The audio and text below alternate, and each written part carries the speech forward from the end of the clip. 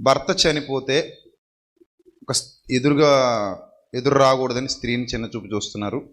ఇతర కార్యక్రమాలు కూడా రానివ్వట్లేదు. దీన్ని క్రైస్తవులు కూడా ఆచరిస్తున్నారు.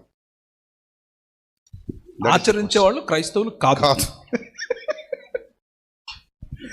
అంతే. సో అంటే ఇక్కడ ఏంటమ్మా అంటే అమ్మా, భర్త చనిపోతే, గతంలో నేను ఒక మెసేజ్ చెప్పా, భర్త చనిపోతే ఒకవేళ ఆమె విధవ అయితే భార్య చనిపోయిన వాడు కూడా విధవే కదా అన్నాను.